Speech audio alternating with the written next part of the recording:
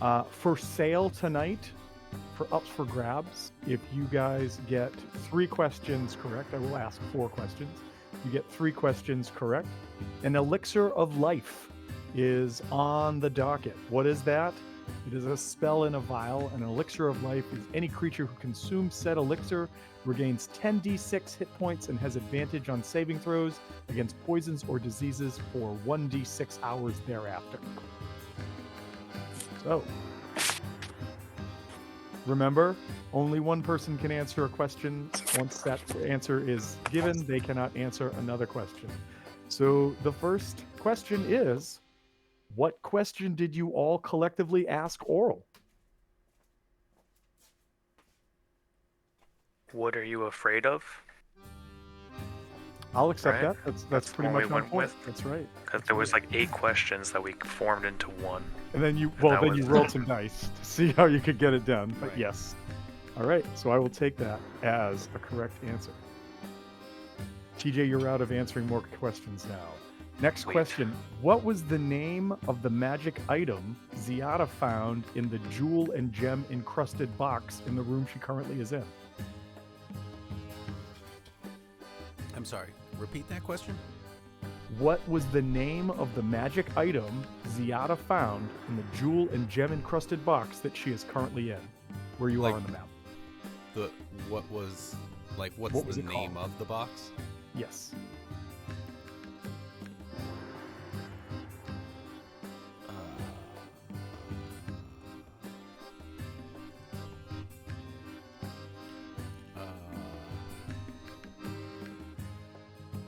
Crap.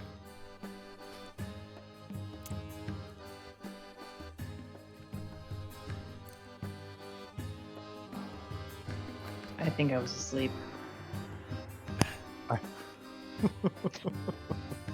I will Also, tell there's you only 3 of us that were here last week, and we have 4 questions to answer. you have to answer 3 out of the 4 questions. I am being nice. Okay. Any guesses? I don't remember. It was I know- called the I know abracadabra. it was something that like Oh. produced items and stuff like that, but Yep. I said it once and I jotted down that I said it. That's why I The asked the question. second mayonnaise maker. That's exactly That's what what it it was. was. That was what was said. You were like, oh, it could make mayonnaise. All right. I figured that was too easy a question. If I was like, what did you guys want to make with the box? So, all right. Question 3. How many things, and I have quotations around things, did Harvest see attached to the ceiling in the ballroom?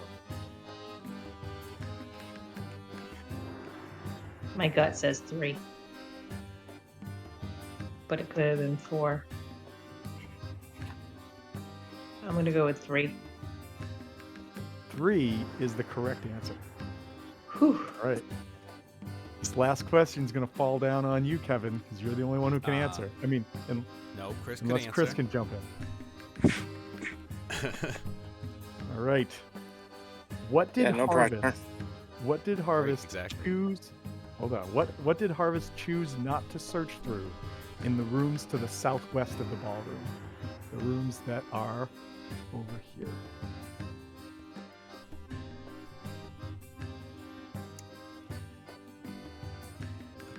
Choose not to search through.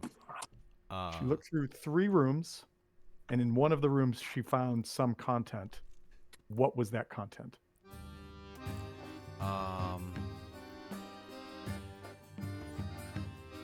Was that the furniture that was all like old and decrepit and stuff like that?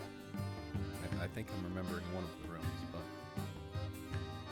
So each of the rooms did appear. I'll give you this. Each of the rooms did appear to be like old and a room in a spire, a citadel that had been locked under an ice cap for 1,000 years. But there was one room that had stuff in it that, when described, she decided to not search through it, but continue to just open doors and move around. I don't know. But knowing you, it was probably like a bathroom area.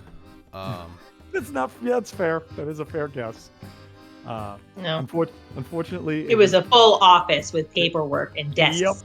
Yes, and it like was. cubicles. Like it was like there's a lot of info in that room. So, and Harvest was just like, nope, No. moving on. Harvest's intention is to go back. She just wanted to know all of the rooms first. She didn't realize that she was going to encounter these brains. Fair. And so before we get back to the brains, I do want to touch on one other thing that would have happened last week had Harvest not decided to suddenly grab her arcane eye, turn around and look up. Novakri, where she is standing on what appears to be a precipice that drops some several hundred feet down below her into kind of a chasm or abyss. One of the partygoers or revelers will come up to her and say, "Oh, do be careful near that edge, darling. You don't want to take a spill, unless, of course, you're willing to take the leap of faith. Nudge, nudge, wink, wink, know what I mean?" And then dances away. And so with that, Chris, tell us about a Jux level 10. What cool thing did Jux get?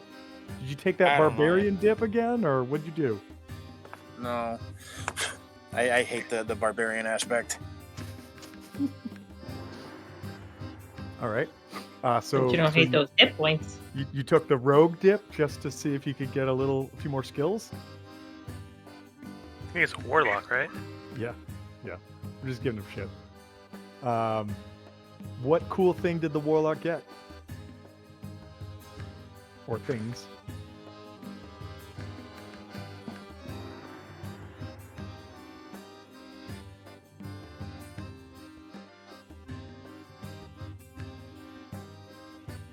I'm still working it out. All right. Got some beefy HP, I'm sure. Sure.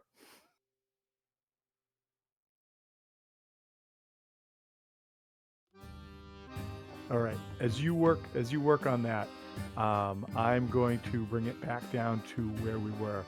Harvest, you turn and look up, and you see 3. Before you get into it, should I be seeing anything on the map? You should. All I see is a black screen. Let's see. Zoom out. Let's try to do this. That's what I had to do. Oh, I just moved you, but put you back on the map. Oh. Right there. Boop. Okay. You see where you are now? Yep. All right. The room is illuminated with sconces that line the walls, so you should be able to see the whole room that you're in. Yes. Yes. Yeah. All right. Cool. All right. Just wanted to make sure. All right. Also, I had you, and you can either decide not to give it to me or whatnot, because I wasn't clear that I was using my arcane eye. But I keep my arcane eye in my hand, so I'm like essentially using it all of the time. Would I have seen anything differently in that room with the paperwork and the desks if I had been? No? Okay. I think I would give that to you. I'm just saying that like it is an action to use. Yes. The, right. the So eye. I'll be clear about saying it and using an action to do something. Yeah, I'm just because there is some stuff that the arcane eye could miss, or that like your regular sight wouldn't see. So if you're not using it, I don't want to assume that you're using it, especially in like an encounter kind of scenario. For sure, So, for sure. As you turn and you see this, and all of the brains sort of turn and look towards you, there's one that's maybe 10 feet, 15 feet, like distance-wise from you. The ceilings go up some. I just want to double check.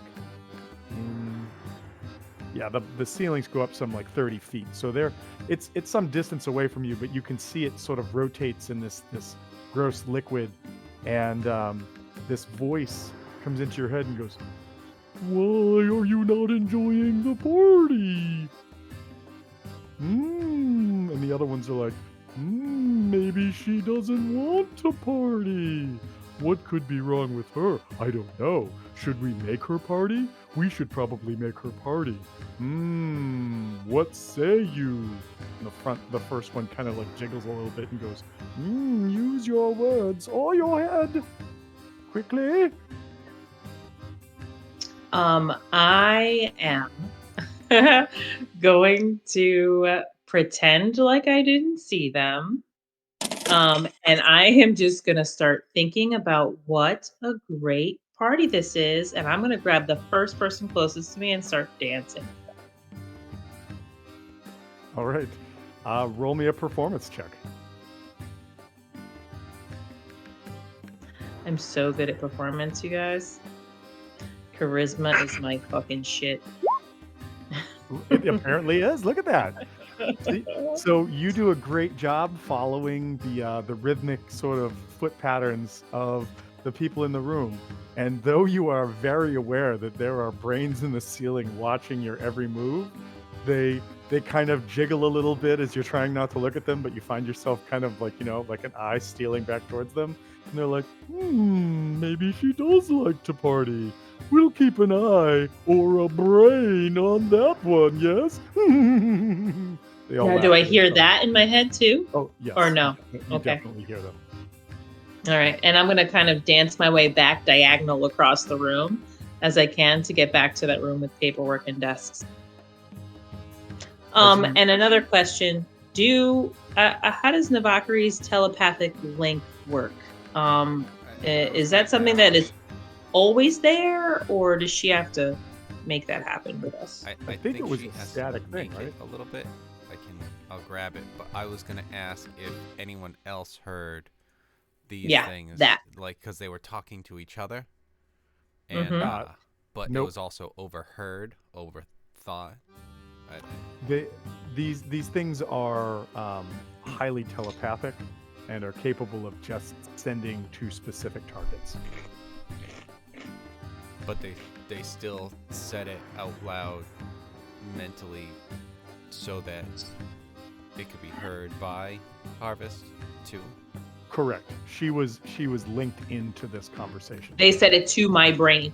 I just didn't know if Navakari, because oftentimes Navakari is linked to me, if she would have then heard it as well. That's what I was wondering. I know that she's sensitive to this stuff. I don't know if she would pick up on somebody else's telepathic communication if it hadn't looped her in. Okay. But if you want to look at her sheet, maybe. Isn't there a range again? I think she's like- feet. Yeah, that's but awesome. her range is just for her own telepathy and talking back and forth with that, correct? Yes, True. Right. but Uh-huh. I would imagine that it's something where she kind of, and we haven't gone over this, and it's perfect to do this when Mike isn't here.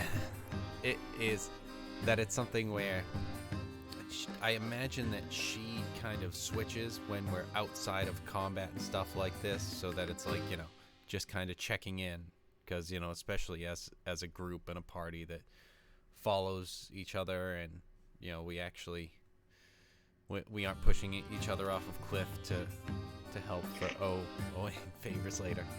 I came up with that idea earlier and I really like it. But so I was wondering if we go 1, 2, 3, 4, maybe like a D10 and just see where she is at that point in terms of like rotating. Like 1, 2, 3, 4. 5, Through 6, our 7, brains? 8, 9, 10. Yeah, you know in what? terms of Sure. just rotating. Yeah. Why don't we do this? That actually no. Have Novaki roll a perception check.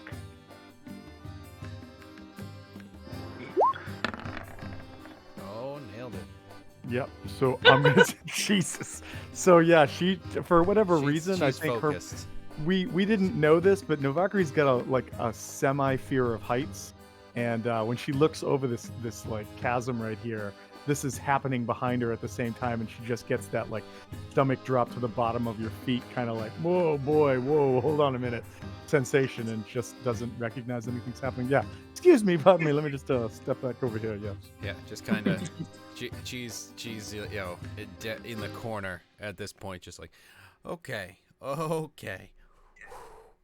Was not expecting that. Yeah, that like classic like cartoon when it does like the heavy kettle drum and it's like kind of effect. Yeah. So all right, so Harvest, yeah, you dance your way across the room, and as you get over there, in your head you just hear, "Oh, don't be afraid to come back and party."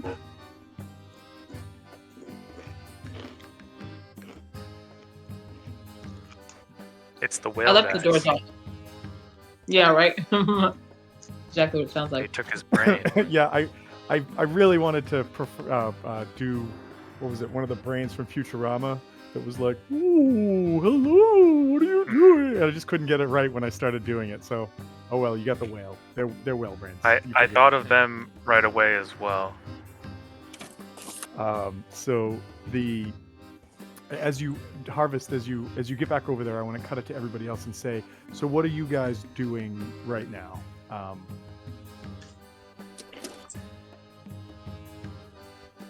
Trying to stay awake. Aw. Man, you are perfect for this party. I'll keep him up. I'm watching Jux because I'm only looking at the wall with my cape up. So Poking him Yeah. periodically. Hey, wake up! Poke. I think Vaylin will see you leave the room, Harvest, and will just sort of be like, "Hey, what are you doing?" Just kind of follow you. Yeah, cool. I'll just hand signal her. I won't say anything. I'll just hand signal her to follow me. Just with your middle finger. Mm-hmm. It's like, I saw My that. shocker. Saw that even with my one eye. All right. How about you, Ziada? What are you working on right now? I have a quick second question. Good. Yeah. What's up? Why does she sound like Ogma from the Dark Crystal? That's what happens when you practice the necromantic arts and you lose an eyeball. You smoke a lot of cigars and you talk like this. You try to emulate Dickie Barrett in every aspect of your life. I love ska. Ska like music? Dickie Barrett, lead singer for Bosstones. Oh. Nice. I've had the pleasure of like being in the same room as that guy talking, and he sounds like somebody who since the age of 3 has like smoked 3 packs a day and drank whiskey since about the same age because he's just talking like this. So, yeah. So that's Vaylin's story. At least that's what she's sticking with. So Ziada, you said you were grabbing another drinky pop. I have my second drink from the mystic chest that I forget the name of. Abracadabras. Okay. So How are those everybody- drinks tasting, Ziada? The first one was good. The second one was different. Not bad, but you know, A little flat. I'm not exactly sure what it is, but it was different. Oh, perhaps the fizzies have gone out of your drink. Oh, Turpentine, come over and put some fizzies in his drink. Plop, plop. Are these Tums? Close. Alka-Seltzer. Close. They're called alcoholicizamites. Alcoholism. Mates. Abracadabras, Alka-Seltzer. Got it. Alakabim, alakaboop, alakadrunk. I feel like I'll be casting magic spells by the end of the night. Smite. I mean, sugarcane. What? No, that all is right. magical. Harvest, you come back to the door that you're at, and you realize the door's open. You can open it up, and inside, in fact, is what looks like an office space with a single like tables, cabinets. There's like a dresser and scrolls, but everything is in disarray and covered in ice. And what's the size of this room? 15 by 15, roughly. Okay. I'm gonna start searching, and I'm gonna tell Valen to look for anything that might be of importance. All right. Let me know if you find a cigar. And I'll let you know if I find cigars. I'll keep you in the loop if I find it. All right. So you guys go in the room. I'm just gonna move you into the room. With the And abracadabras, if I thought about just a sword, would that work? I know last I time it think was a you plus tried to one do sword. that last week and it didn't work. That was a magic sword. I'm sorry. Oh yeah. So if you try to imagine a sword does not appear. And I didn't ask the question, but does anybody remember what the cheers was? Abracapocus. No. No, it was oh fuck. Yeah. Go back to them. Come back to me. All right. So you're in the room. Give me an investigation check. I'll roll one for Valen as well. Sip or something. Just double. Sip, Yeah, it sip. was double. Oh my goodness. Another. It's I'm gonna use one my of those inspiration. nights. Chug, chug. Wasn't it chug, chug? It's not. Was it? No. It wasn't Think chug. of when you're drinking. What sound does it make? Glug glug. Glug glug. Yep. That's what it was. Glug glug glug glug. I was close. I give myself points. Giving myself a point for that. So Harvest, you used your inspiration. Half Wouldn't your inspiration just have added a die, or was it a D10 to it? Oh, I don't know. I just had inspiration marked on my thing, so I thought it was a reroll. I don't know. The last inspiration you gave us, what was that? You know what? Let's call it a D8. Roll a D8, and whatever you get, add it to that 7. You got it.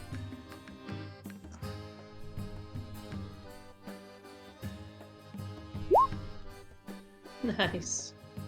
All right. So with a 15, Oh, spending an inspiration gives you advantage on that roll. I don't know if that. Yeah. so then That's what I thought. What is it called? But I Like- think that when he gave us inspiration, it was like a bardic inspiration. It wasn't Yeah. a No, DM's Because inspiration. it didn't stack. He specifically said that on the one where he gave us inspiration, and then he gave us a test so that we could earn inspiration. Mm-hmm. All right, so that would make that a 17 then, because you guys had inspiration and you never used it. Bardic inspiration, Right. because Novakri just stopped giving those out. And then, Well, yeah.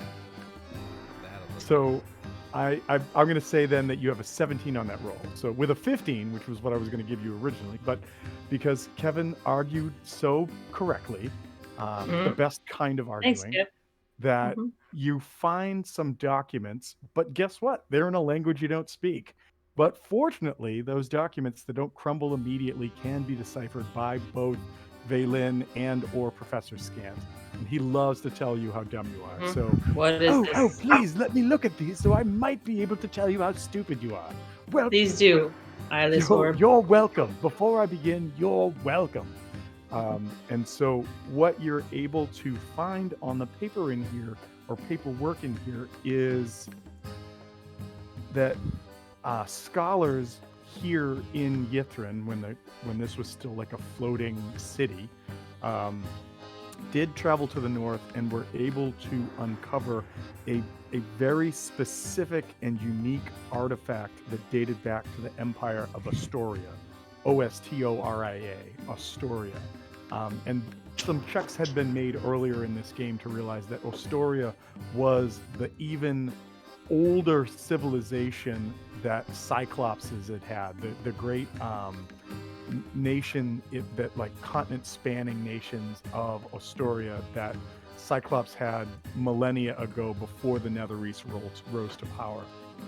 And this particular artifact was a rune-carved stone spindle that in the paperwork it describes as saying it has an unknown purpose. As you sort of progress through the document, Scant goes, oh, it says here that they have been unable to determine what this spindle does. However, it's been moved to what they are calling a stasis chamber for further study. you may not know what stasis is, but it's a place for holding something that you might be particularly concerned about. Did you know that? Or should I explain more simply? Oh, please break that down for me, would you? Okay, think of it this way. If you're in the playpen and you have a toy that's owie, you might put it in stasis so it doesn't cause you ouchies. Does that make sense? Oh, cretin. Gaga. Oh, yep, nope. I knew this was happening. Perfect. Also, this is doing nothing for your current condition and issue that you Yes. going. Yeah. You mean for my relationship with this orb? Well, with everybody for that matter. Yeah. But as Professor Scant starts to get a little bit more ridiculous in his bantering, Vaylin goes, "Well, I didn't find any cigars. We should go back and tell the party about this." I take the paperwork with me. I just tuck it in my inner pocket. Good idea. You might be able to use that for toilet paper. Did the orb tell me anything about where the location of the stasis chamber in the city? Did he see anything like the paperwork did not mention where it was. However, I think he may have said that a stasis chamber would probably be somewhere that was safe and difficult to get to. Okay. Potentially like away from everything else, just in case there was some kind of like power surge to it or something, so it might affect things. Okay. I would allow. No, that's all I'm going to leave it at. So, all right, I'll cut it back to everybody else. What are you guys doing besides just sort of hanging around, drinking, doing whatever? And what do you think Novakri would be doing right now?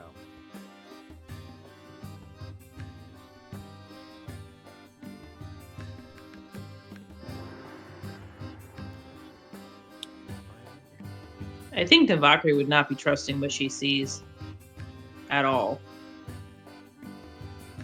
Season 1. Yeah. Solidarity. I agree. Checking in, seeing what other people are thinking right now. Yeah, exactly. She would be in people's fucking heads, left and right. Hey guys, do you know that I don't need to sleep? But for some reason, Yeah, why do gods you keep always sending start dreams into my brain. conversations like that? Yes, Anya. I've seen you sleep. Well, it's more of like blacking out. That's really what I do.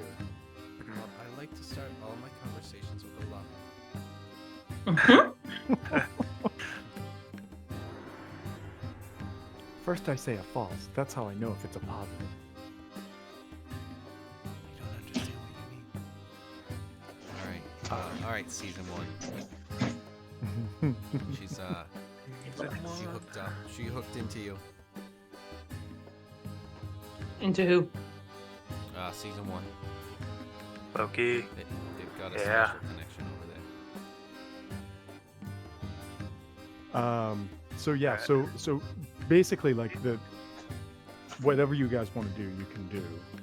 As long as it's I mean literally you guys can do whatever you want.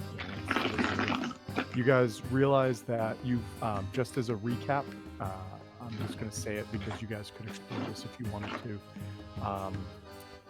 Harvest did look through this door right here and found it was like another bar, like a fancy looking bar with some bottles and whatnot stacked up and sort of placed with purpose behind this like elaborate looking bar. There was more guests in there. Ziada, you've been in this room with people on like chaise lounges and the abracadabras in the center of it. This main room is where most of the people are congregating in. Harvest did go out this room and was in this corridor. I'm going to leave it up to her as far as talking about what she did or didn't see in there. Heard and voices. then down in here, because we've been talking about it, there were 3 rooms. She has gone in each one of them, has searched the only one that had things in it, and that's it. Like as the DM, I will say, that's it. That's over here. And then additionally, you guys or moreover, Novakri came here, and anyone who did take a chance to look out saw that actually, let me do it. I think it's 40 feet. Yeah, some 40 feet or so, 30, 40 feet or so across. There does appear to be another room or something across this open, yawning space that just descends down into darkness. So however many 100 feet below it drops to. And when she was there, somebody did come up and speak to her about it, but that's about it. That's where I'm going to make my way next, is towards Navakri. So whenever it's my turn again. All right. So yeah, I mean, you can move. I'm just saying, like, if you want to do something, just call it out. Let me know what you're doing. That's all. I'm dancing again across the dance floor. I'd like to be asking the people in here about Lord Areolus. Oh, Eriolathas. Yes. What would you like to know about him? I mean, he's great. He's a lich, but he is great. Yes. What is it that you do know about him? I know very little, but I'm scheduled to meet with him. Oh, you must be important. Ooh, would you have another drink with us? Glug glug. Glug glug. Oh, good sips. Yes. They'll tell you that he is so each of the Netherese floating cities were kind of autocratic in their governance, right? Like they were part of the nation of Netheril, or the Netherese nation, but to be fair, they were kind of like floating city-states. Each, clearly, magic and wizardry were the things that elicited the power for governance, because the more powerful a spellcaster you were, the more the more you were respected or feared, depending upon how you kind of ran your business. The Areola, as he's come to be known, by his friends, was one such magical power. He had 8 students that were his kind of like subservients or underlings, his apprentices, as they were called. The apprentices of the Ebon Star, one of the guests says. Oh yes, what a name! Such power, such unknowingness to it. Ooh, it just gives me the willies and the goosebumps and the awesomeness all at the same time. Glug glug to that. And as that's happening, they just sort of go on and on about what a great like ruler he is, and he allows all of the elite to do what they will as long as they do what he says. And that the really, like, did anybody ever watch the movie Snowpiercer? Yep. Yeah. Okay. Remember how the further up you got in the cars, the more decadent it became? Like, that's what this seems like. This seems like the car of all the rich people who like have no idea that they're living on the backs of others. That like their only concern is their pleasure and enjoyment in life. And if the head honcho says you got to do this, they go, "Oh, what a drag, but okay, we'll do it." And then they go about doing their own thing. And that's this gave me the Hunger Game vibes. Yeah. You know what? That's another great reference to bring up. As I was describing this, I just started getting this like memory of that movie, of how they have like the scrolling shot of the Chris Evans character moving into like the room that everything's plated in gold and everyone's wearing gold. And like, they're all drugged out, or they're all just like high on whatever. And like, they just don't even know. Like, they're just so far removed from what reality is. And Ziada, you amongst everyone have even more of an understanding of this after those checks that you made, to realize that the people in this room feel like it's a date that was like not even like hundreds of years, but like almost like 1,000 years in the past, if not more. They think it's still then. I also wanted to activate Divine Sense and just see if there's anything that I can detect. I would know the location of any celestial, fiend, or undead within 60 feet.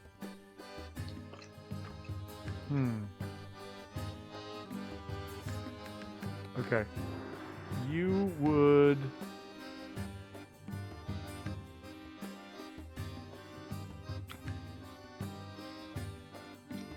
you would get a sensation that there are, from where you're at, I would say you get the sensation of that there is one, maybe two undead things near you, but they are not resonating as evil. Yeah. They are resonating as undead. They are not resonating as.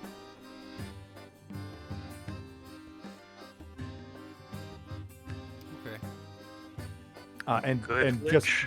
just to be clear, divine sight gives you a sense, or this, I'm sorry, what is it? What is the ability called? Divine Divine Sense. sense. divine sense. Does it allow you to see or just to sense? Sense. Sense. So yeah, so you feel the presence of. Oh, or Possibly know the two- location. They feel like they're on the periphery of your ability to sense them.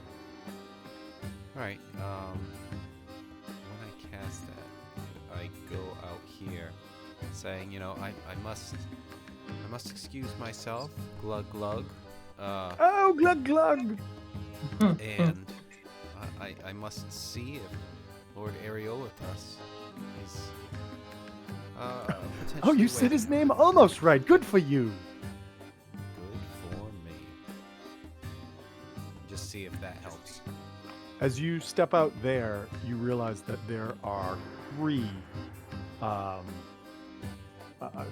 of these presences that appear to be near the ceiling of the main ballroom.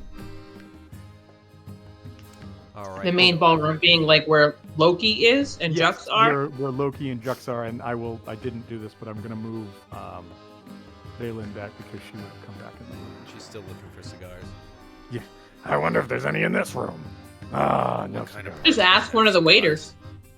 Actually, she comes back in and goes, "Man, I want a cigar." And one of the waiters is like, "Oh, give me a moment." And like, "Oh, debutante Telesco, come back over here." And like, he runs over and he's like, "Oh, here's a cigar, madam."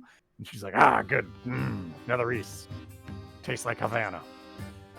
So, it's in this area. Yes, But all I of the sense it. presences are in this area. And if I look, I don't see them, do I? You do not see them, no. Okay. However, you do hear in your voice, "Are you not enjoying the party? You should probably enjoy the party. I hope." And then another voice says, I hope she's not thinking about not enjoying the party. Oh my goodness, why would somebody not enjoy this party? Started a third voice. And then like the first voice is like, "I'm watching you." I just raise up my drink and glug glug. That's what we like to see. No sense in thinking this isn't a party.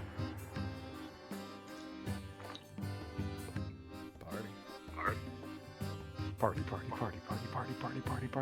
Harvest, you get it over to where Navakri is, and she's kind of like, "Whoa, watch out for that edge over there. That first step's a real doozy." I'm gonna look at it with my arcane eye. Do I see any sort of walkway or bridge? That is an interesting question.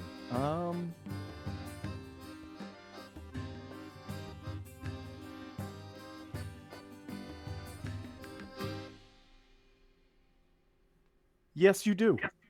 Well, you see that. You know how the predator looks when he's invisible? Yeah. Mm-hmm.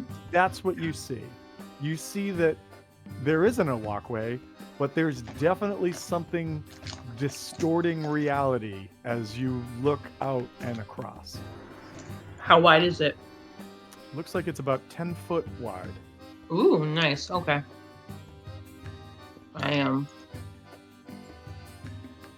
I go to Ziada. Mbakri. And explain to her that I got some useful information in one of the rooms, and I also explained to her that we're being watched. For her to be aware. So I fill her in on what I know. I've already told you to enjoy the party. You're starting to press my I Good take her and I start points. dancing with her. You start to sense there's some hostility in this voice at this point. But I'm see dancing. you dancing, but you're not talking about partying. You're talking about not partying. And I start talking about partying. And I'll start dancing towards Ziada with Navakri. Navakri just slaps you and snap out of it. What's wrong with you? Oh. No. It would be funny, but no. And I tell Navakri, like, this is an awesome party. We should definitely be having fun. We've come down here. It's the first time we've been able to have fun and really let loose. And I'm telling her that we should take advantage of it and have a great time. Vakri goes, Mind Link. Yeah. I don't know if that will work as in, like, allow me to communicate with her without them hearing. So I'm gonna do my best to, like, you know, when you can think two thoughts at the same time, and you can have, like, one really big, strong, overwhelming thought, like, we're gonna have an awesome time at this party, but then you can, like, underlace that thought with, like, we're being watched, and that thought is gonna be a lot softer. Tell you what, for this one, give me a deception check. Sure. Because I'm awesome at deception, too.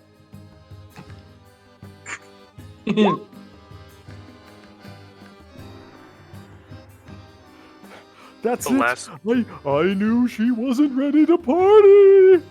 I'm I'll let you put yourself on the room on the map where you want to be. Oh, I was dancing with the Valkyrie getting towards Ziada. All right. So, put would've yourself been on the like- map where you want to be, and then I'm gonna do something. Okay. So When Novakri's was with the last time we had a long rest? We just had a long rest. you. You just before. had one. You should have We just had everything it? back to full. Okay, cool. I don't think that took. Means I need to check one thing just Oof. for a moment. Loki's been partying harder than all of us. Okay. so exhausted. I'm And I so also tell the exhausted. Valkyrie while I'm dancing with her, I tell her, don't worry about that drop. There's a bridge there.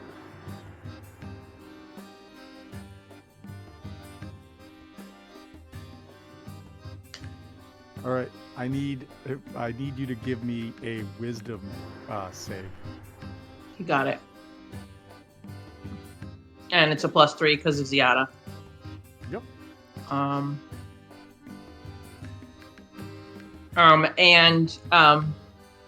Does this have anything to do with being charmed?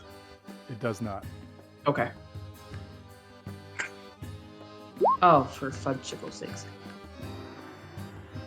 +3. Just want to double check one thing.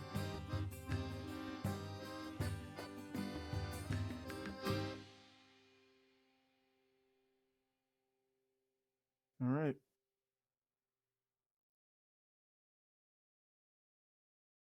Nothing happens. But in your head you hear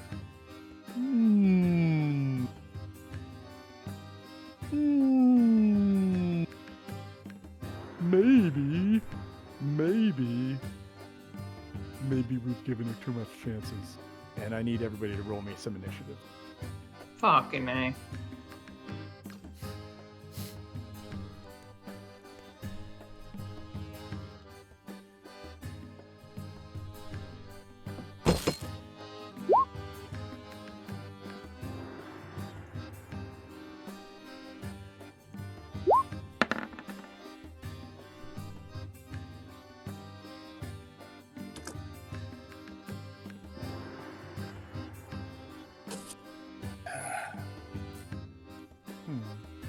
Oh, I gotta do this. That's right.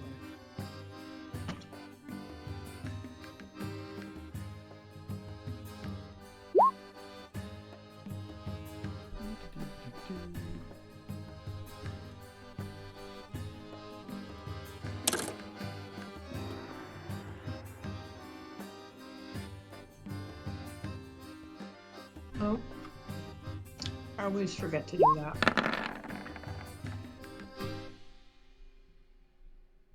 There we go.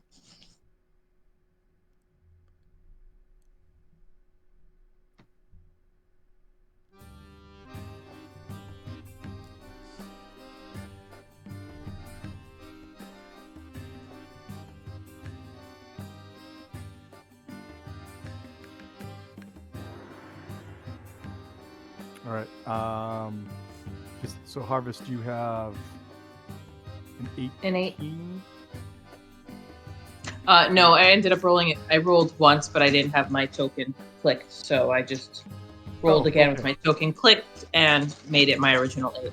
All right. So Novakri got a 17, so I'm going to get rid of the first one. Ziada, you have an 18. Yes. Yep. All right. Cool. Loki, you have a 24. Mm-hmm. Okay. Jux, you have a 2. Oh no, 7. you have a 7. All right. Get that. Get rid of this. Harvest, you have a 8. Yep. Okay, I can get rid of that one, and then Kaylin, I gotta roll for her. Oh shit, I forgot to do this.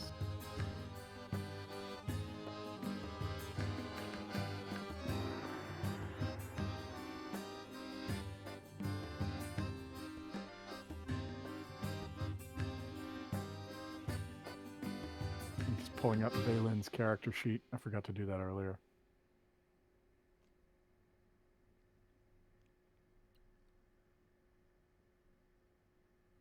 There she is.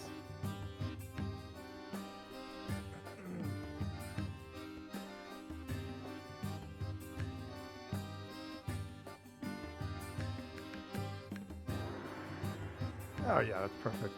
Vaylin's got a hot 2.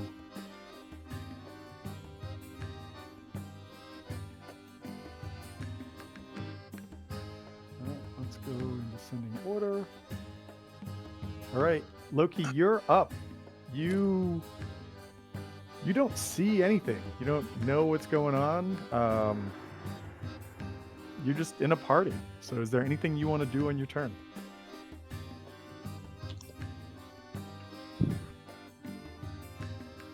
I don't know. I started getting away from the wall when I found out that I had my abilities back, and I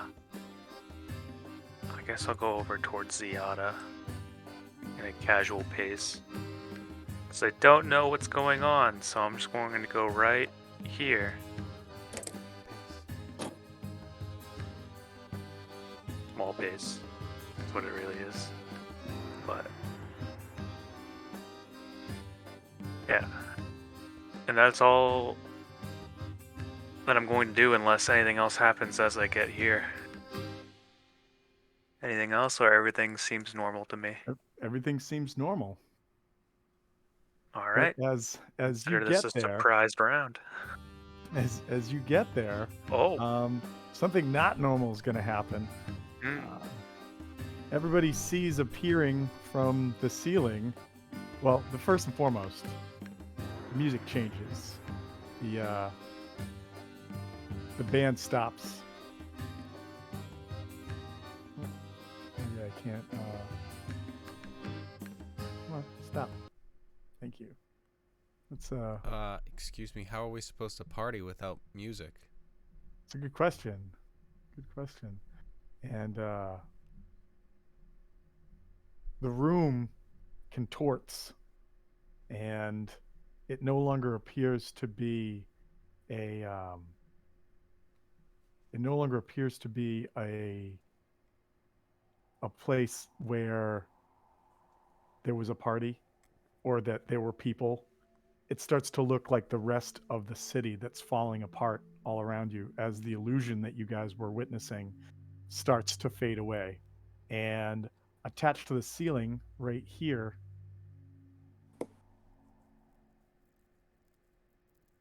this little dude shows up.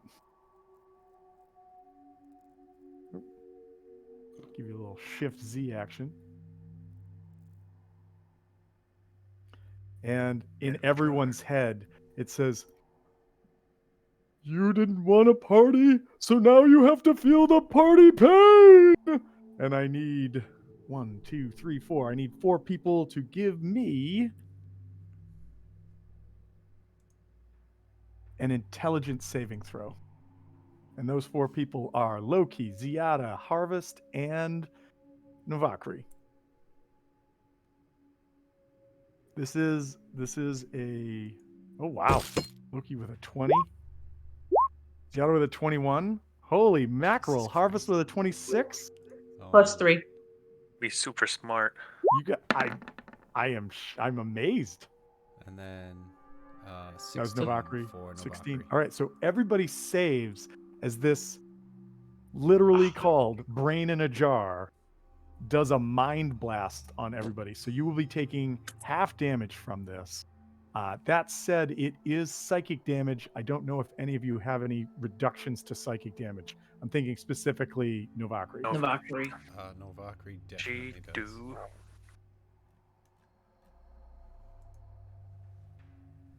So we do this.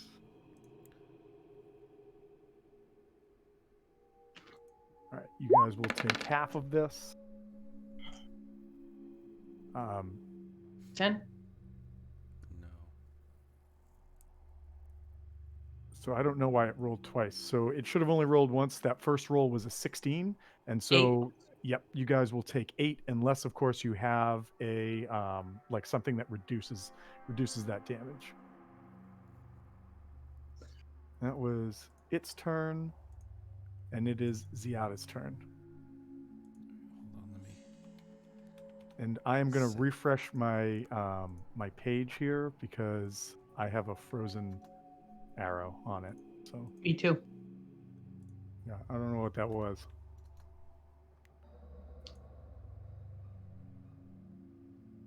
Sorry if that screwed up anybody's page. I will click and get everybody back to where they should be.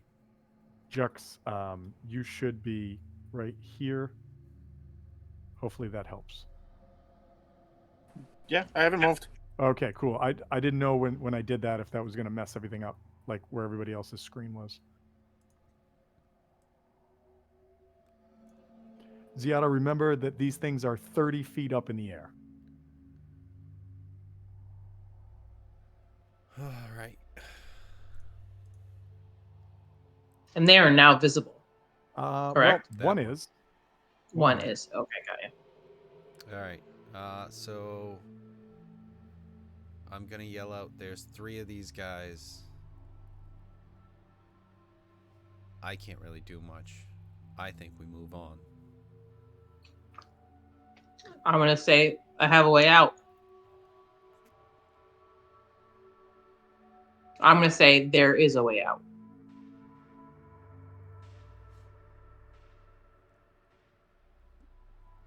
What? The bridge. The bridge behind us. Well, in I'd that say that's case, fair. I'd say in like a fraction of a second or a few seconds you could shout that out. Ziada, what do you want to do with that information? I'll run up here and reach my foot out and try and touch. See. Give me a perception check.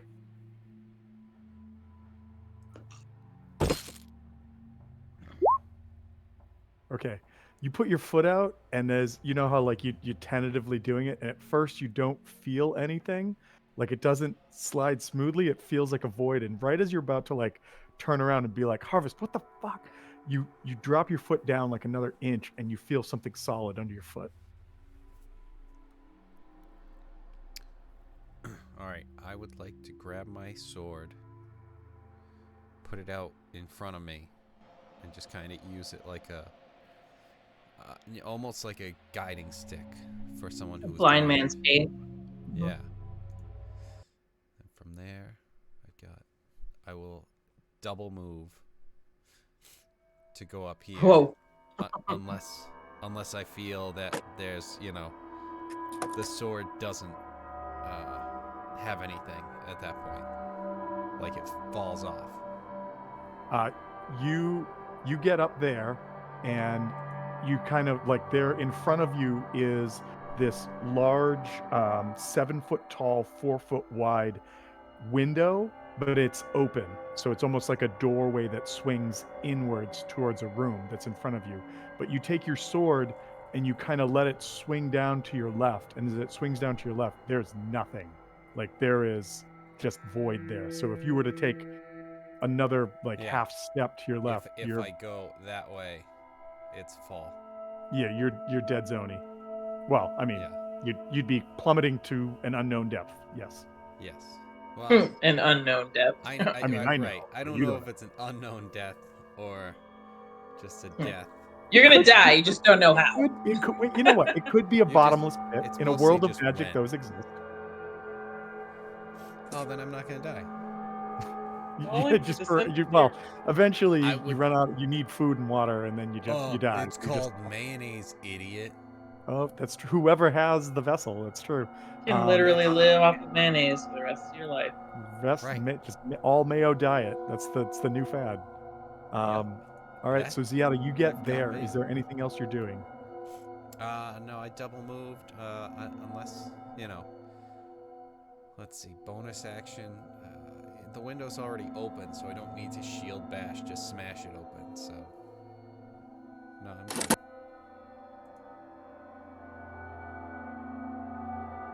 All right, cool. So as you get up there, the window's open. You're doing that. I'm gonna kick it over to Novakri. What is Novakri doing? Alright, let's see. Novakri. Now that I did that, she's gonna try and do this. And now that we found out she has a fear of heights, what are we gonna do? What?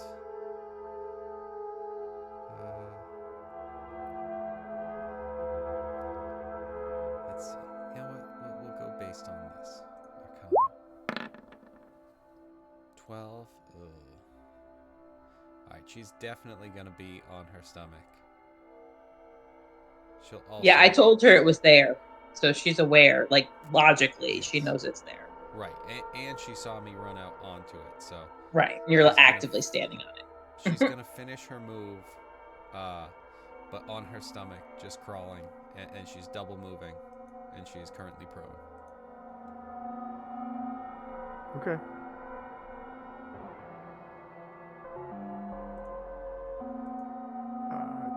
You made an Arcana check. Yeah, that was just for her to kind of get over her fear a little bit.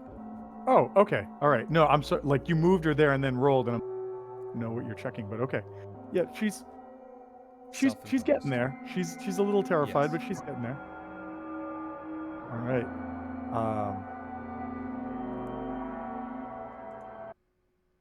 Another one of the another brain in the jar is going to appear. Do it this way. Boop. He shows up, and he's going to cast a little spell. Do something like this.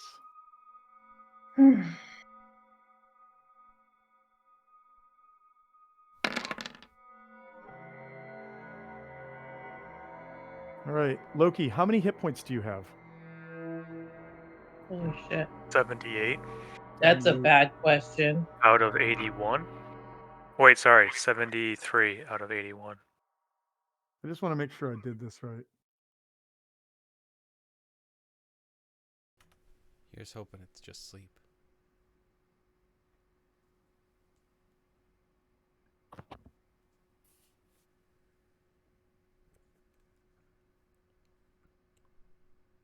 Okay. And so, yeah, you do not fall asleep because it does not roll high enough to get your hit points. So that is its action. You are unaffected. Cool. It's gonna go because lots of people rolled really low. Another one of these guys is gonna pop up, and boop, boop. And he's gonna try something different because it's getting frustrated that you guys aren't stopping to party. So You stopped the party.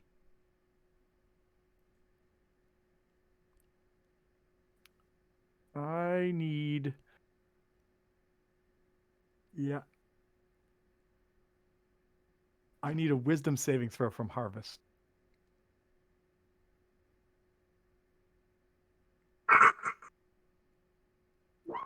Remember, you don't get your pluses this time. Jesus. Holy crap, you don't need them.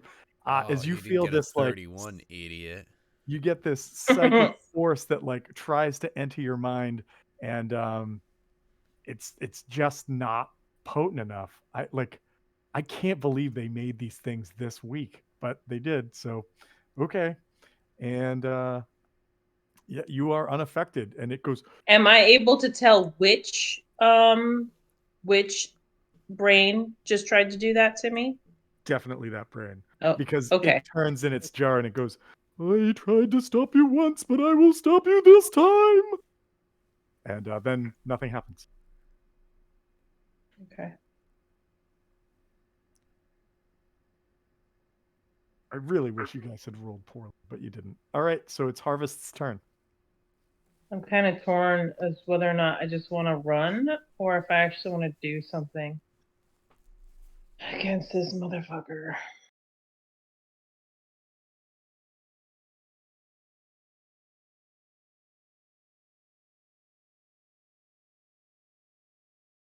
My speed was 30 feet. Arg. Sorry, but did all the people disappear as well? Yes, everything disappeared. So that is one of the things I'm shocked about is that I was looking at the room with my arcane eye and those people were still there with the arcane eye. It is a very specific, powerful illusion that was used, and that's what was tricking the eyeball. Yeah. All right, so I'm just gonna double move. Um, No, wait, come back and party, yeah, says one fuck of the you. voices. I'll go there. And I can see the walkway with my arcane eye, so. Yes, you can. Oh, and I'm gonna, as a free action, I'm just gonna shout to the rest of our party, follow me. They just see you run out, and for some reason, everybody that's run out of the room is levitating, but I. All right, Jux, you're up. What are you doing? These brains in jars just appeared in the ceiling, and they are yelling at Harvest to stay in party. I'm just gonna follow everybody else.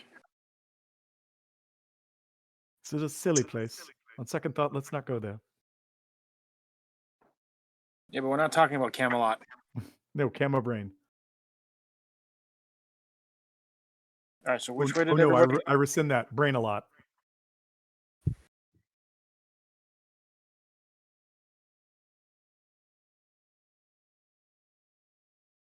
Everybody went north.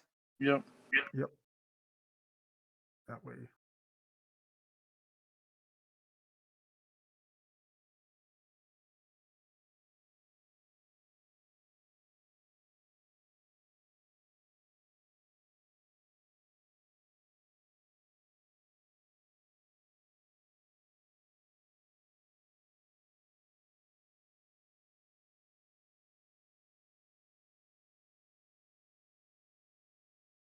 Okay, that's my double move.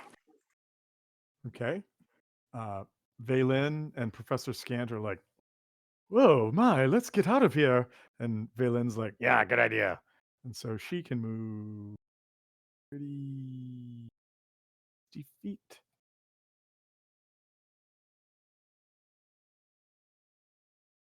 Right about there. Just going to double check one thing on our character sheet. Actions. She can dash. Wow, she has 2-weapon fighting. I have no idea why, but okay. It's kind of dumb, but all right. That's where she can get. And it goes back to Loki. Everyone seems to be running away from this, so 1.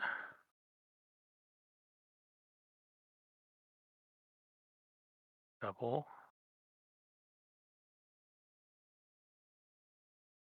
And then you can do one more, right?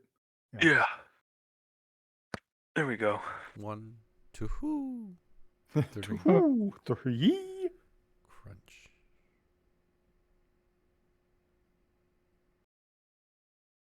There is a little part of me that wishes there was a weight, like a load bearing number on this bridge that I could be like, okay, check your cells, everybody. But there isn't. All right. Brain in the jar back here. All right. It's going to blast Jux and Valen. I need both of you guys to give me, what is it? I need you to give me intelligence saves. Oh my God. Valen's got a +8 to this.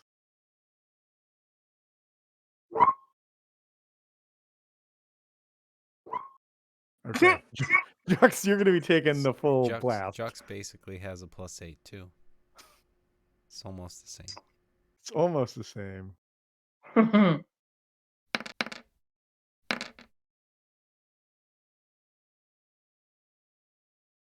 What? No, just 3d8. Why would you roll that again? So 11, 19. So 19 points of damage. Valen's going to take half of that, which would be 14. Do that again. 19 is 8. So 8 points of damage to Valen, 19 points of damage to Jux.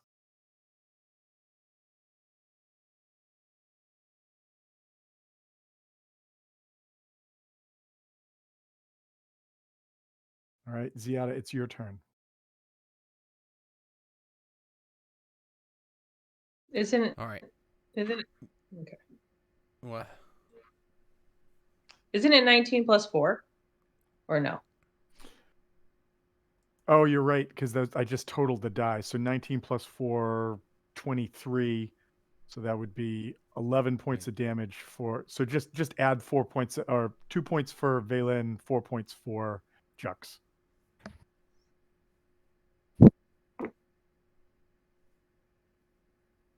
Jux, did that make sense? Sure. You should be 23 points down.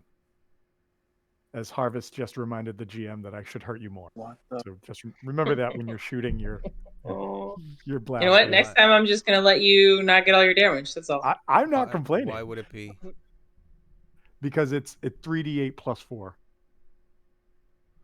It rolled 5d8 and then it already added the 4.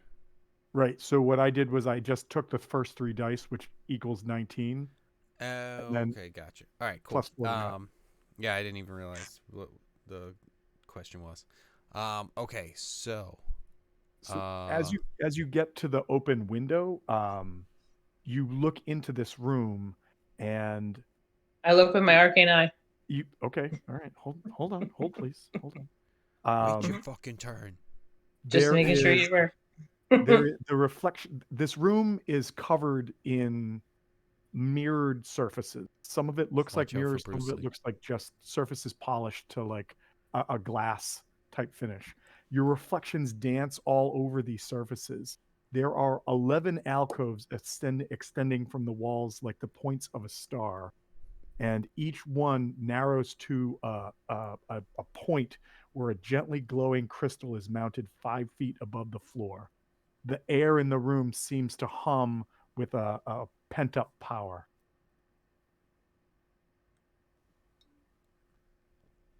Is there somewhere that it seems like I could tie off a rope? In this room, no. Everything is a sharp angle and an extremely smooth surface. All right.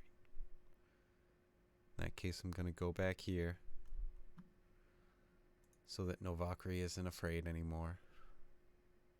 You hear me? I'm not afraid anymore. And Is that gonna be it? That might be it. I think so. All right. It goes to Novakri. All right, so she can stand up. And then she's going to double move the rest of the way to get into that room. 2, 3, so she can get there. And then with the double move,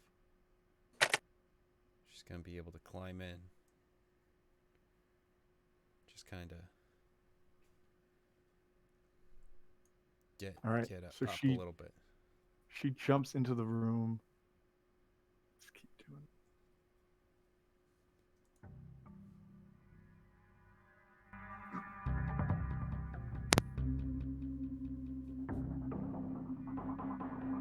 All right. She gets into the room. And is that her turn? That's it. All right. This one that's the one that opened up. So I'm going to roll a check.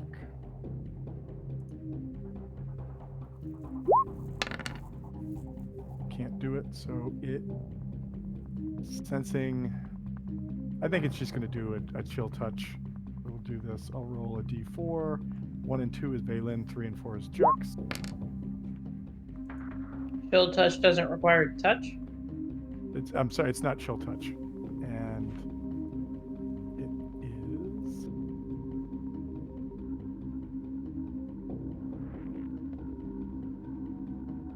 Oh, I hate it. I really hate it when the window of the roll just decides to like jump out and go somewhere else. I don't even know why that's helpful. Okay, let's do this.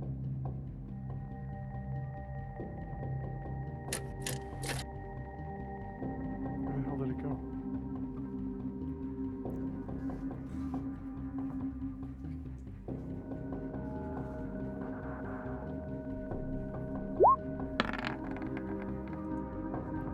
There's a why am I asking? 19 hits Balin. So that's going to do 3d8 necrotic damage.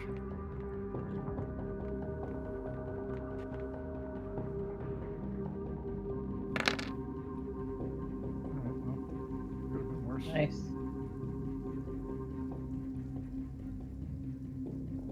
6. Take that damage. Okay. It's going to go to the other brain in the jar. The next brain in the jar is going to do... Okay, whatever. I'm only going to get one more of these anyway. The other one's going to try to blast you guys because it hasn't done that. I need intelligence saves from Jux and Balin. Balin rolls a 1. Balin's going to die in this room. She's not going to die in this room. Jux, you do not save, so you guys are going to take the full brunt of this. Alright, I'm going to roll 3d8 plus 4. Hopefully it only rolls 3d8 this time. 18 plus 4, 22. You guys both take 22 points of damage. And Balin is bloodied right now, so let's put a mark on her. Almost Jux, my how are chance you to run doing? back.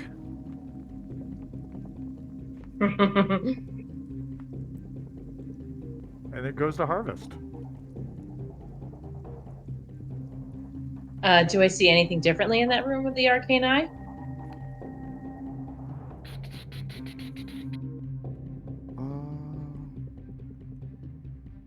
You Anything notice around the something that window? looks you notice something that looks weird in the ceiling in the room. Like the stones don't match up perfectly.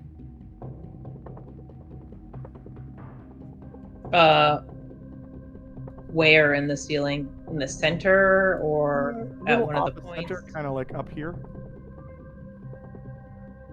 Okay. You think if you get closer, you might be able to figure out what it is. But from right now, you're peering in through a window, looking up at it. So you're kind of like, what am I looking at? All right, I tell Navakari, and I don't see any like obvious traps or like arcane wards or anything around this window? All of the crystals that you can see. I mean, some of them are just out of your sight, but some of them, well, you can't see that one because of walls. But two of them that you can see from there are definitely there's magic in them. Okay.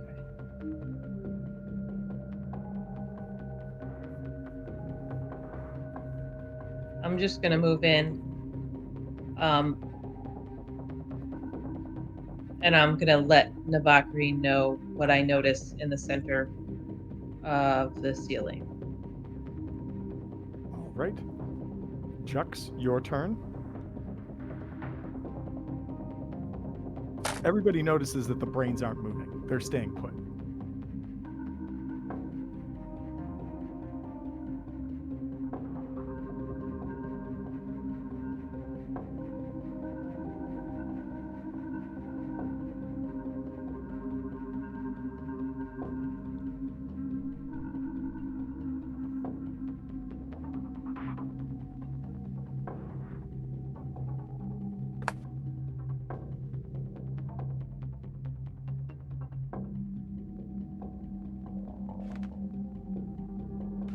Moved.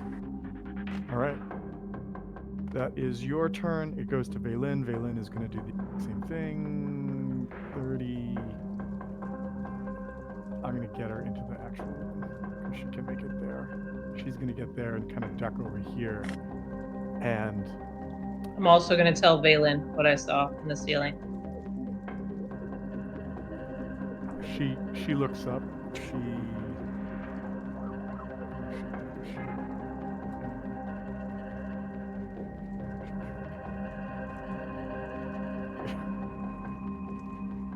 Yeah, clearly that's some kind of trapdoor up there. It looks like there's some kind of lock mechanism on it or something. Good eyes.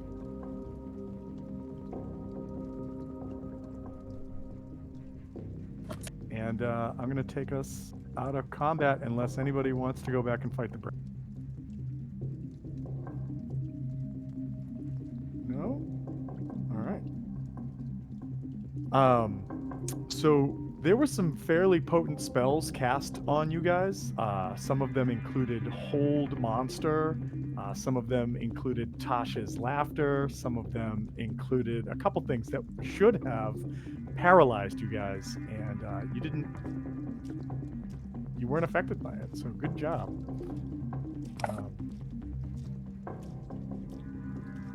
And with that, as you guys leave the city, you notice that all of a sudden the music starts back up and it looks like there's people dancing and moving around in there.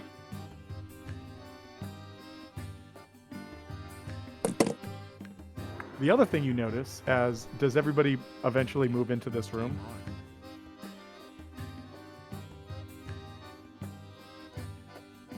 Yeah. So as you guys move into the room, Jux, you can step into the room as well. Each of you is looking around at the mirrored surfaces. You're looking up at this trapdoor that Harvest and then Valen were easily able to kind of point out and show.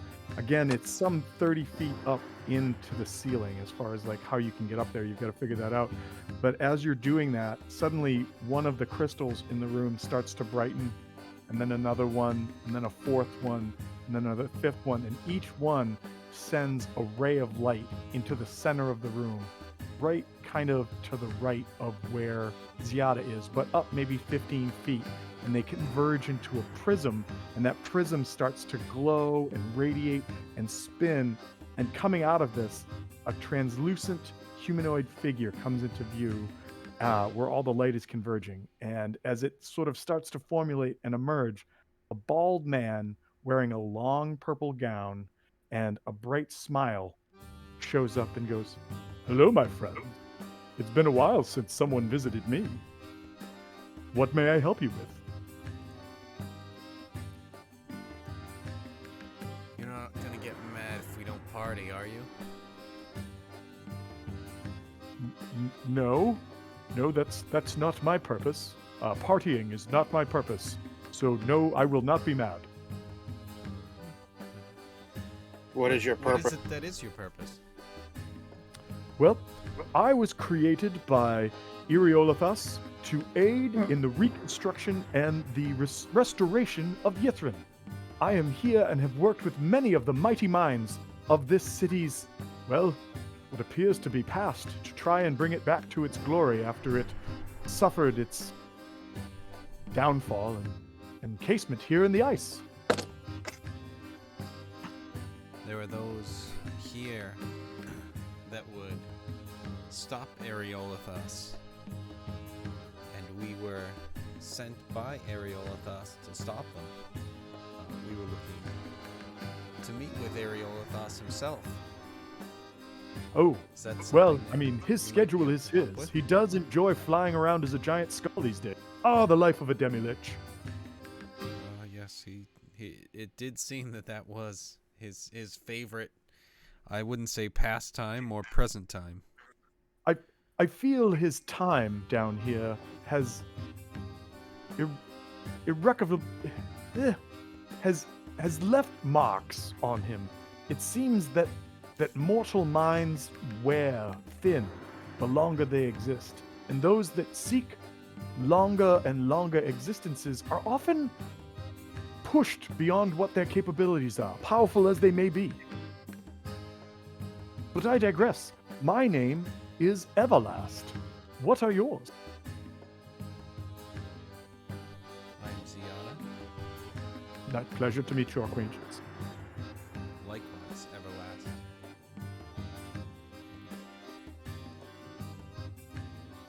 If anyone's introducing themselves. I'm here to provide. I mean, what? Clearly, your business is here with the city's master, but what more could I answer for you as far as questions?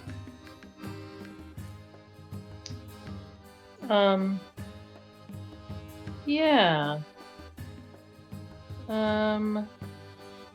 There's an ancient artifact created by the Ostra. A runic carved stone.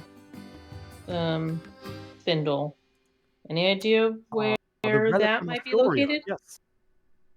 Yeah, Astoria. Because Yes. Goonies never die. What are these Goonies? I know not of them.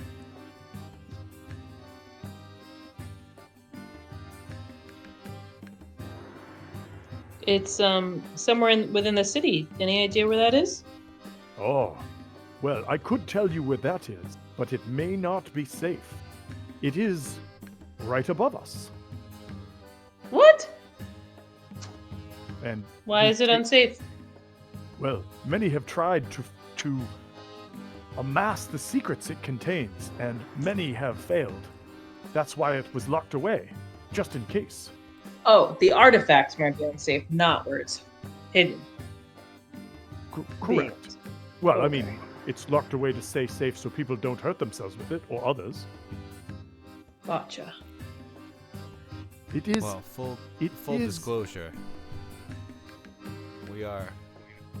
We are looking to hurt others with it.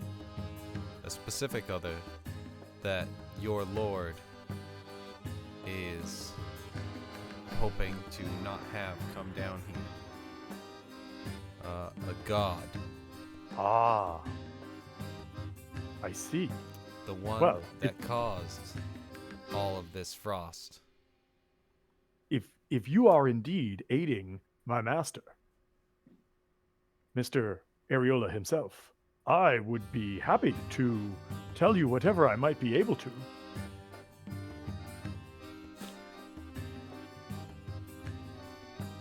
How do we kill a god?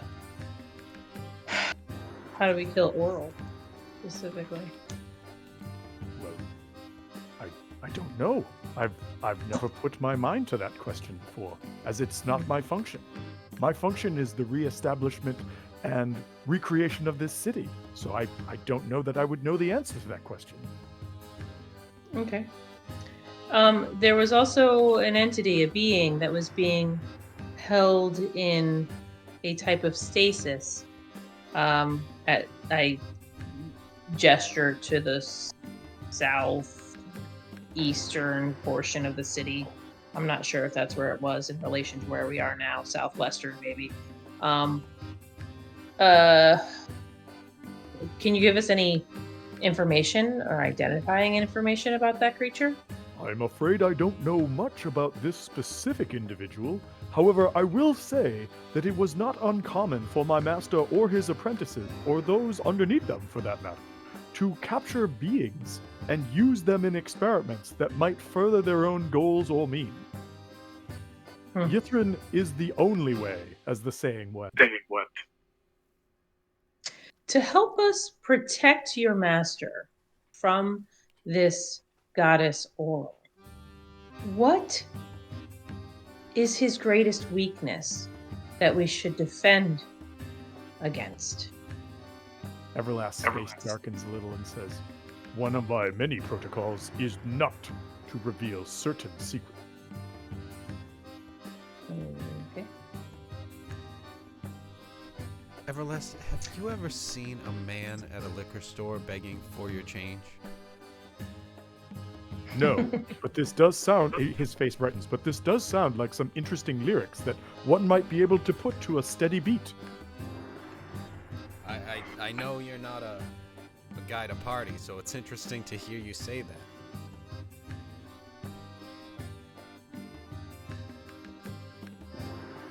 Do you like music? If it helps the city of Yithrin, then yes.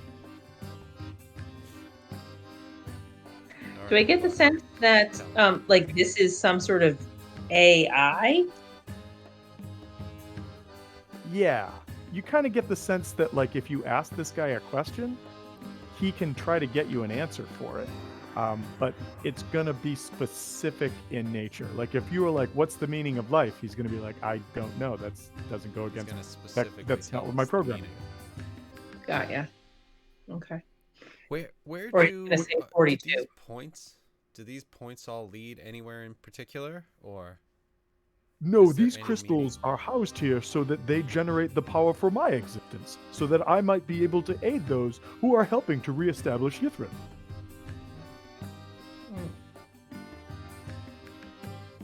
He kind of sighs and says, "Many, many minds have come and tried over the millennia.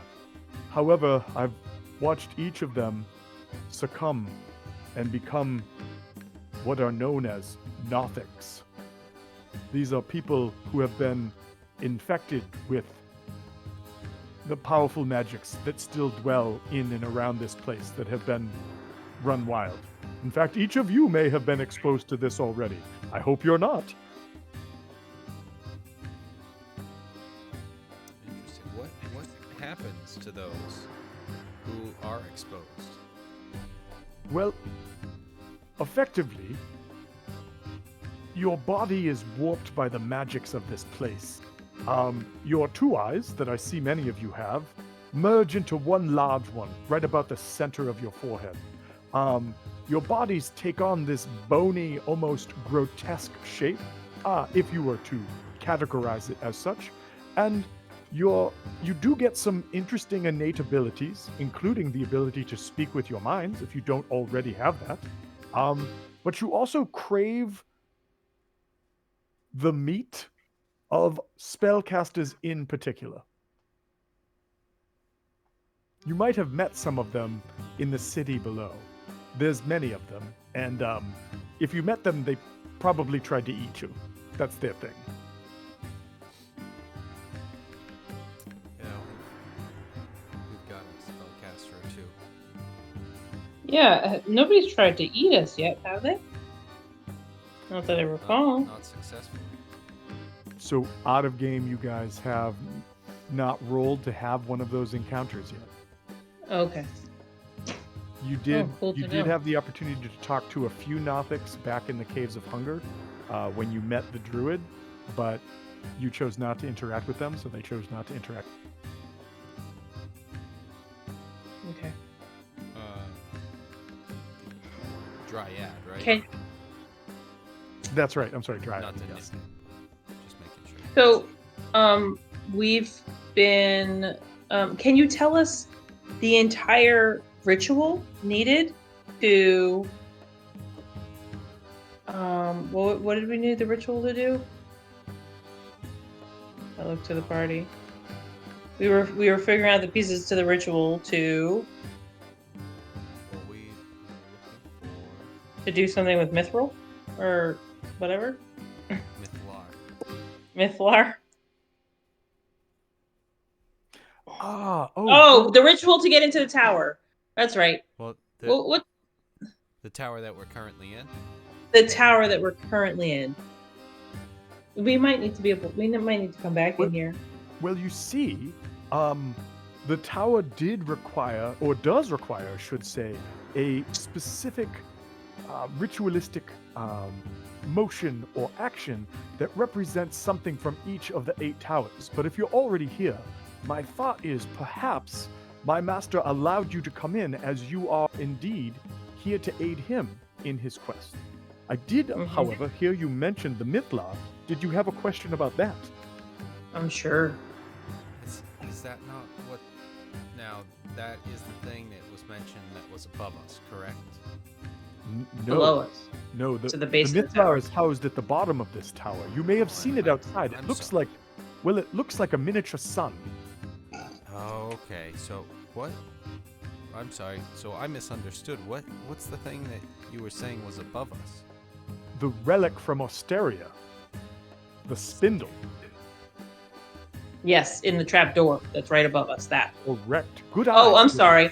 I never told you, Ziada. I found some paperwork that that suggested that this relic is really important and can potentially be helpful, but what it does is completely unknown. So- Valen backs you up and goes, "Yeah, I was looking for cigars and didn't find them, but she's right. That's what." Right. So that relic. That's what we found instead. I wonder if we can Yes. use that paper to roll cigars. I've been thinking about that.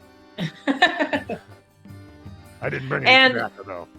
And when it comes to like Oh, for the ritual of getting into the tower, we are right now inside this tower by the grace of something, and it Oh Lord Areola. yeah, and I don't know, that grace may leave us at some point in time, and we may still want or need access to anything behind the force shield. So it might behoove us just to have the information. Just throwing it out there. Yeah. So what is it that the Mythlar does? How is it activated? How is it? Is there anything you can tell us about the power of the Mythlar?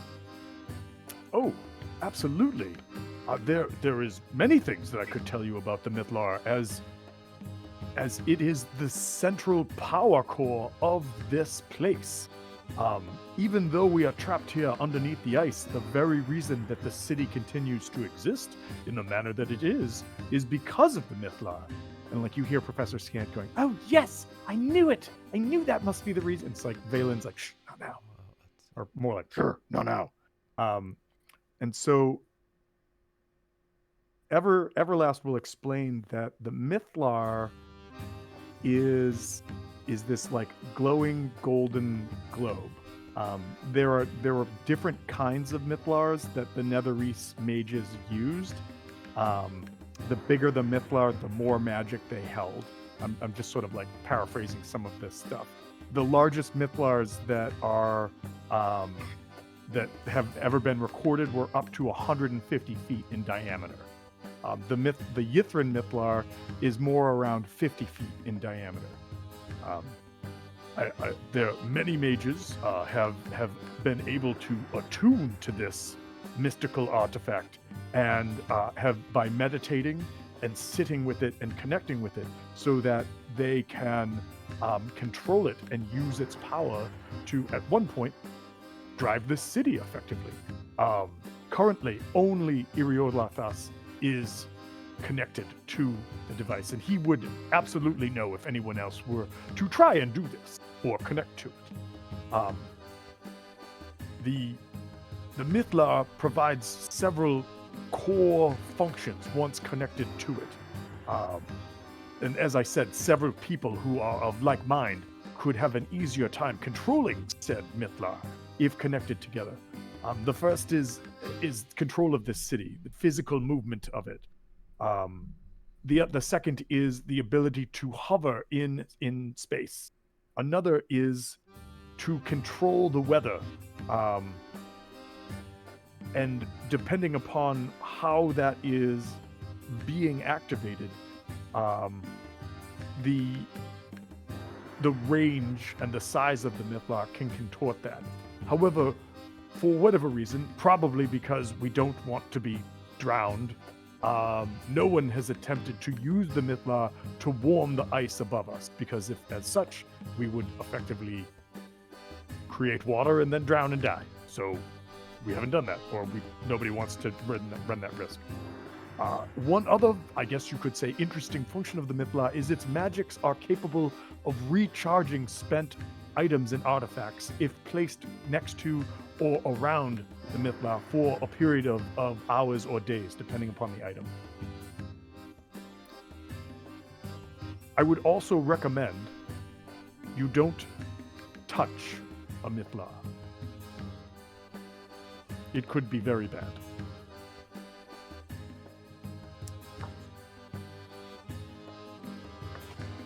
So,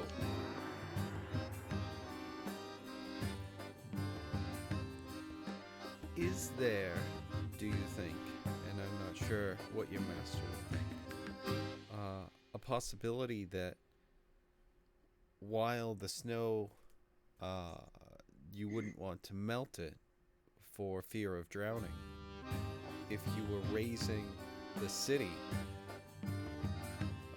physically upwards, as opposed to razing, would it be something where that fear could be eliminated? So, as I've mentioned, many minds have put their thought behind this, and as I understand it, the nature of the city and the space that we're in, as well as the amount of ice on top of us, even if we were to attempt to raise the city as we melted it, the amount of water would fill the space beneath us and around us to a degree faster than we could elevate, and therefore drown ourselves as we make the water that drowns us out. Does that make sense?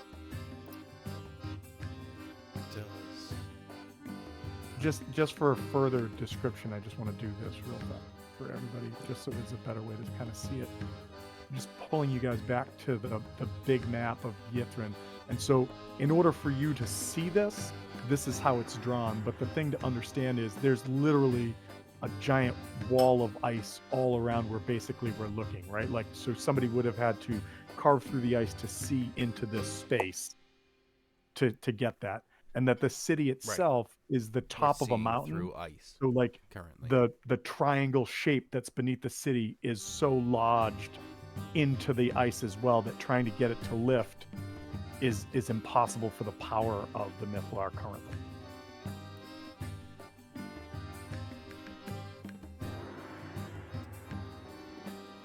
So it's impossible for the Mithlar to actually get the city out of its current location. Correct. Okay. alright, so I guess I would use my Helm of Telepathy and try and connect with Valen,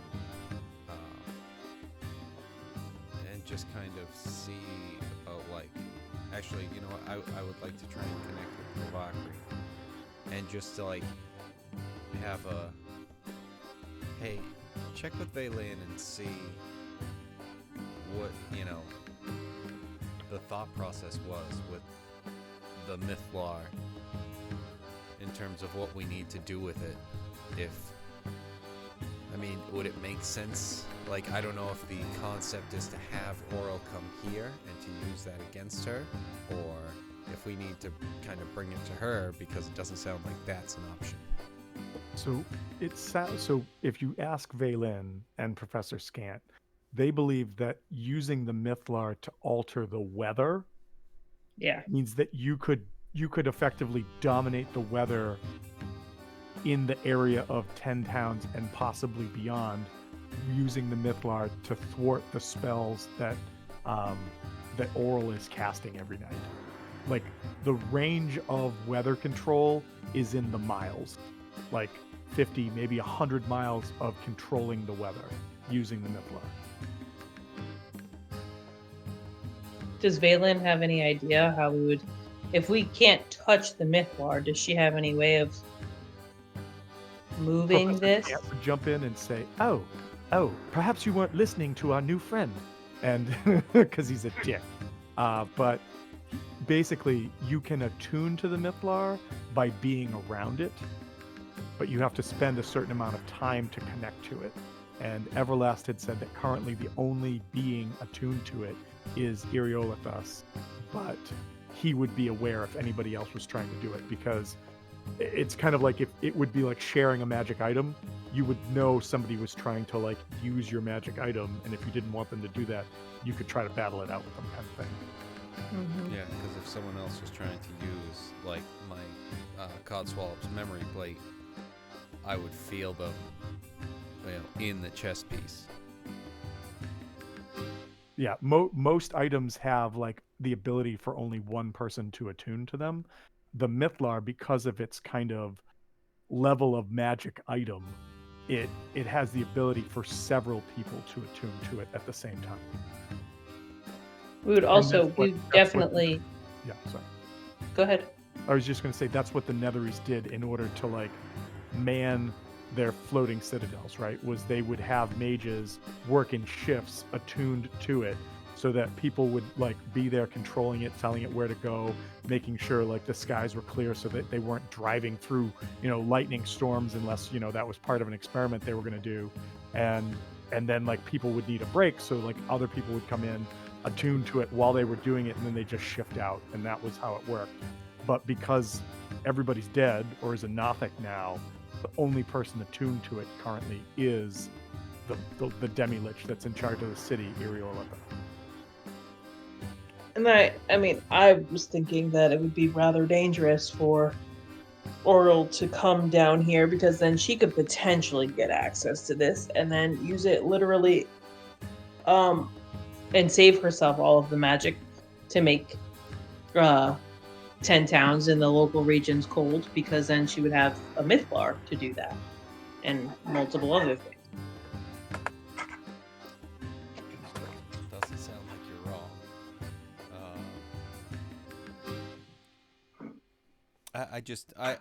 I'm kind of curious as to what, like, Valen's thought process was with all of this, in terms of, we can't bring this thing out of here because it's, And if we feel ourselves a lich and attuned to it.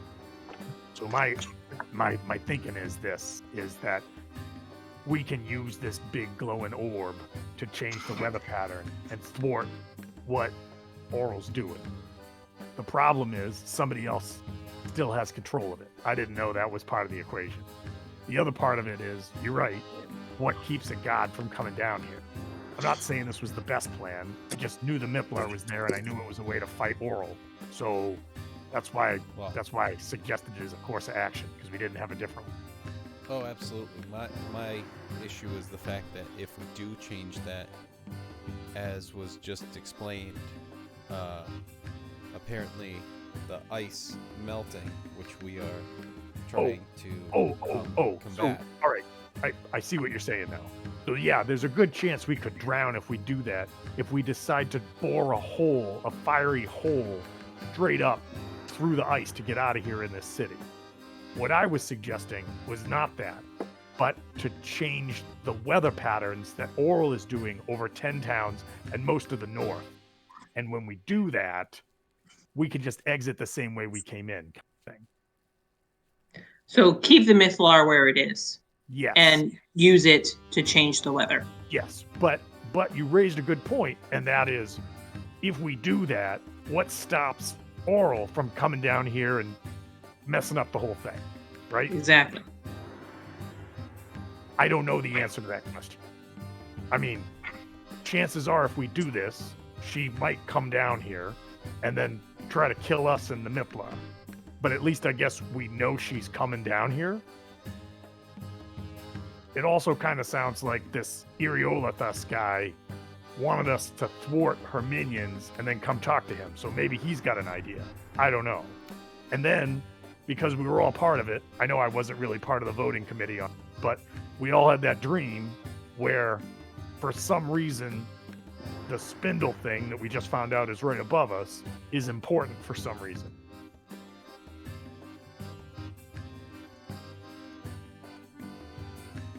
Yeah, is there, as was explained, you know, in trying to help your Lord Eriolathus, is there anything else you can tell us about this spindle item, Everlast? Other than it's a very dangerous item. So, I'm sorry, wrong voice. Yep. Well, yeah, if you I know. see. I can see why you might think that that could be another resource, and many have thought that as well. But none have been able to crack what it is. It is this floating rock, obsidian in color, with other. We don't know if no one has ever found out if they're gems, if they're some kind of arcane geologic formation. Who knows? That are kind of traced throughout it, and whenever someone has attempted to use it, it generally backfires in an immense surge of power.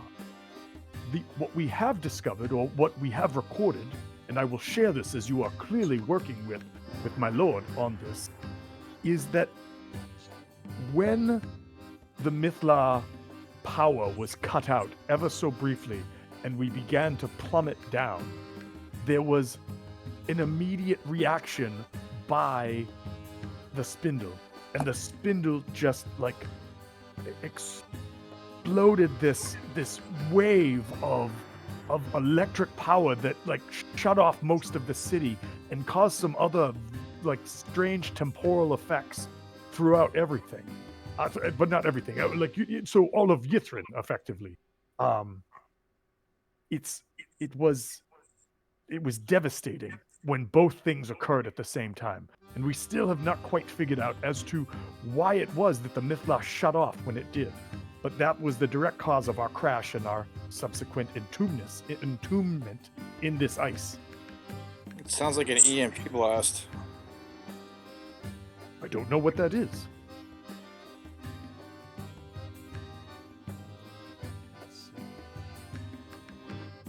That's exactly what my notes just said. EM pulse.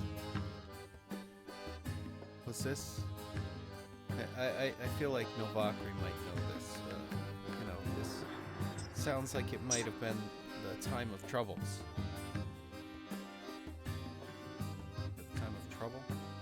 I believe that this predated that by a lot. Okay. Interesting. Again, it is difficult to know what time it is, as I have been here for so long, and no one really talked about calendars. Yeah, my watch. Are you able to track time while you're in here, or no? Only through the, dare I say it, the de-evolution of those around me.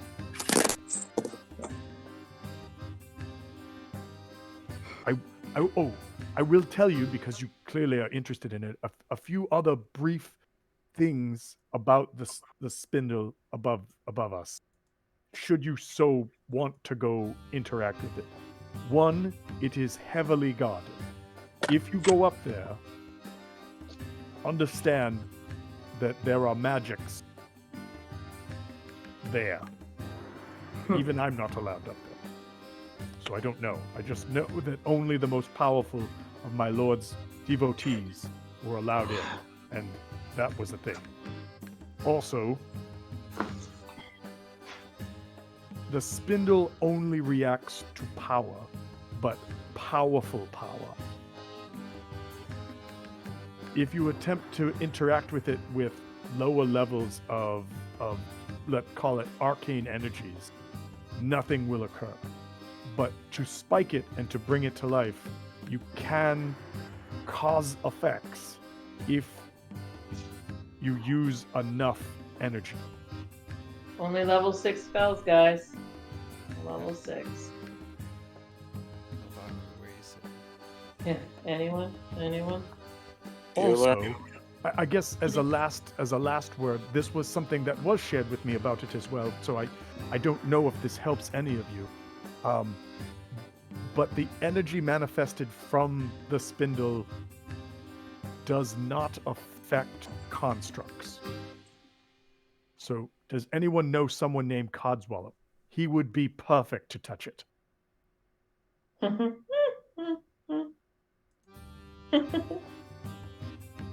doesn't ring a bell.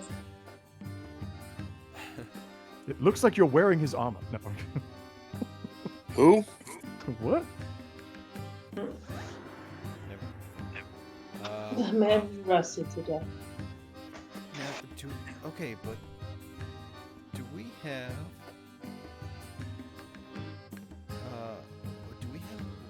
a way of conjuring one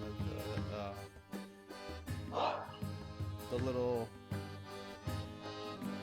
constructs that are all around here, right? What are you talking about? We just did we get that? The The Megan. like- You yes. Well, you got a spell. You got a scroll that allows you to do it, but you realize that if you use the scroll up, it burns the thing because no one's transferred it to a spell book yet or tried to transfer it. You also Right. realize that there's a chance it might not work if you do that because it's a 7th level spell and nobody can cast the 7th level spell yet.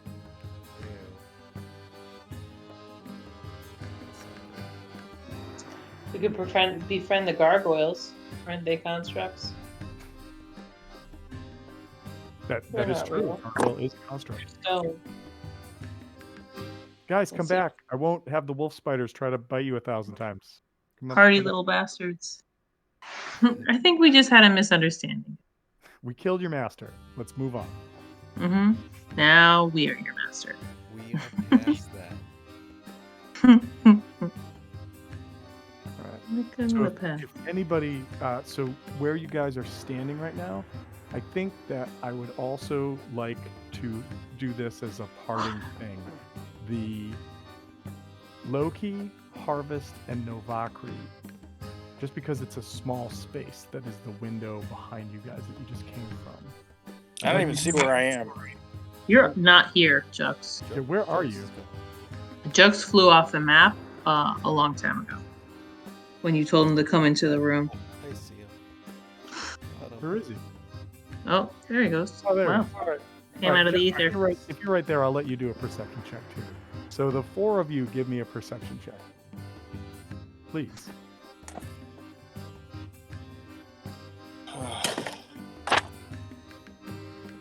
Oh, it's cocked. You got drunk die? Calm down. It's fucking cocked.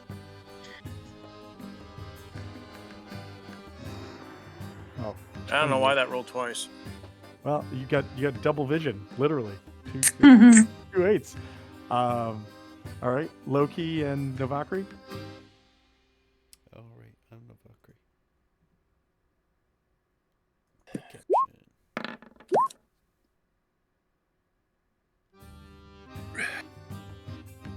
Novakri, you don't notice this, but Loki and Harvest, you guys both notice that back here, across the invisible bridge in the doorway, is a figure that appears to be waving to you guys. And that figure... Where is it? Please let it be a construct. Figure looks like this. Wow. Ganondorf without a face. Holy Well, shit. yeah, it just took the face off. Now it's just got the brain. But there's a brain floating in the top that looks very similar to the brains that you guys saw before. it definitely has this armor on, and it definitely has that sword. But instead of standing there menacingly, it's kind of got the sword on its back, and it's just sort of like, hey, hey, hey guys, over here. And I think that's where we will stop for tonight. Thank you for playing. 2 of your party members got kind of beat up by a couple brains and jugs. And Brains and jugs. let's see what happens next week.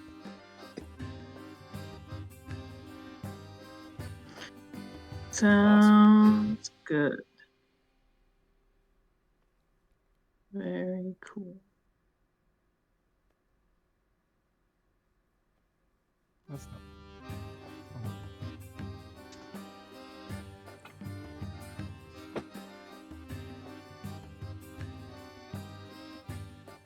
It's pretty Okay. fucking intimidating. Chucks, why don't you make one of your characters be that guy?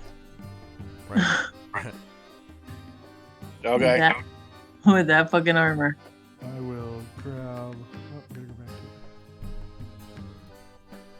to That I mean, if I is didn't not- have such ridiculous armor already, it's just like I want that sword and that armor. I mean, that has to be pretty gnarly. Like, you're a brain that can, like, do, like, telekinesis, all kinds of, like, intelligent brain damaging shit, charms, and whatnot. And you have a body that is covered in that armor and can clearly wield that fucking sword. You just That got would be that fucking body. impossible. That body. That's pretty fucking scary because, you know, at least now this is a magic user that can also hack you apart. All right, I'll do it. Yeah. Be a brain in a jar. I think, With that body. it's I think that there's yet again some interesting things that may come of this. So to be announced. Mm. All right. Act natural, guys. Don't make eye contact. How do you not make I eye make eye contact? contact with with no my eyes? eyes. Making eye contact. Yeah. Yeah, you would think that, but they were very clearly looking at me. Hey, right. It's like I have experience, and they somehow managed to pull it off. Mm-hmm. Ugh. All right, everybody. I will talk to y'all next week. All right, dude. Good night. Later, Thank you. everyone. All right. Later.